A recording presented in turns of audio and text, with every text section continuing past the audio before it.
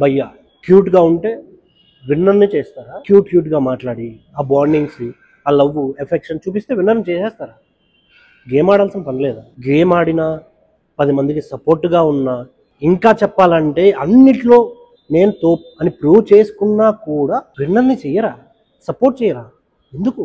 నేను ఎవరి గురించి అయితే మాట్లాడుతున్నానో మీరేమనుకుంటున్నారో కామెంట్ అయితే చేయండి.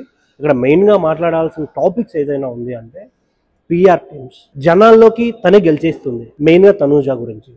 తనూజ పిఆర్స్ ఎవరైతే వర్క్ చేస్తున్నారో వాళ్ళు, తనూజ గెలిచేసింది, తనూజనే విన్నర్, ఇలా చాలా జనాల్లోకి తీసుకెళ్ళిపోవడం వల్ల తనూజకి హైప్ రేట్ పెరిగిపోయింది. బట్ ఇక్కడ ఇమాన్యుయల్కి పిఆర్ టీం లేదే.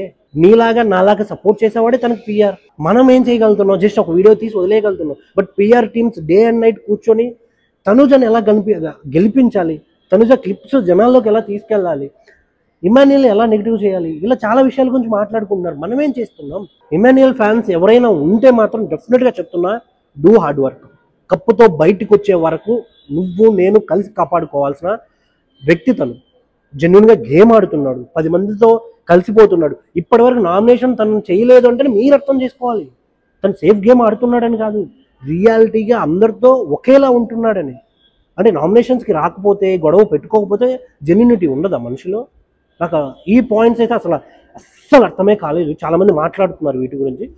ఇదేంటి 2 నక్కనో, గుంట నక్కనో, లేకుంటే బ్యాక్ ఎండ్ ఒకలా ఉన్నాడు, ఫ్రంట్ ఎండ్ ఒకలా ఉన్నాడనో. మీరు నిజంగా తను క్యాప్టెన్ అయిన తర్వాత ఎంతమంది మొహంలో నవ్వుందో తెలుసా? ఎన్ని గొడవలు తగ్గిపోయాయో తెలుసా? అసలు ఎవరు ఎంత ఫన్నీగా ఉన్నారో తెలుసా? ఇంట్లో అందరూ కలిసి తననే అన్నా కూడా ఫన్నీగానే తీసుకుంటున్నాడు. మరి ఇంకేం క్వాలిటీ కావాలి విన్నర్ అవ్వాలంటే? లక్షల డబ్బు కావాలా, లేకుంటే రివ్యూవర్ని కొనాలా?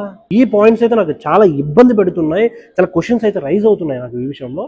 మెయిన్గా చెప్తున్నా, ఎవరైనా ఇమాన్యుయల్ కప్పు కొట్టాలి అనే ఆలోచన మీకుండి, ఇమాన్యుయల్ గెలిపించాలనే ఆలోచన ఉంటే దయచేసి డూ హార్డ్ వర్క్.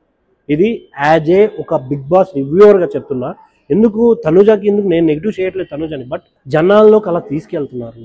సో మీరు దాన్ని చూసి మోసపోకండి. ఇప్పటి వరకు ఇమాన్యుయల్ ఎప్పుడు బిగ్ బాస్ నామినేషన్స్లో చాలా తక్కువ ఉన్నాడు, రాలేదు. సో ఈసారి ఖచ్చితంగా నెక్స్ట్ వీక్ వస్తాడు. Get ready for the voting. గట్టిగా వేద్దాం, గెలిపించుకుందాం ఇమాన్యుయల్ని. నా సపోర్ట్ 200% ఇమాన్యుయల్కి ఉంది. మీరెవరైనా సపోర్ట్ చేయాలంటే కింద వి సపోర్ట్ ఇమాన్యుయల్ అని కామెంట్ చేయండి, సపోర్ట్ చేయండి. Thank you.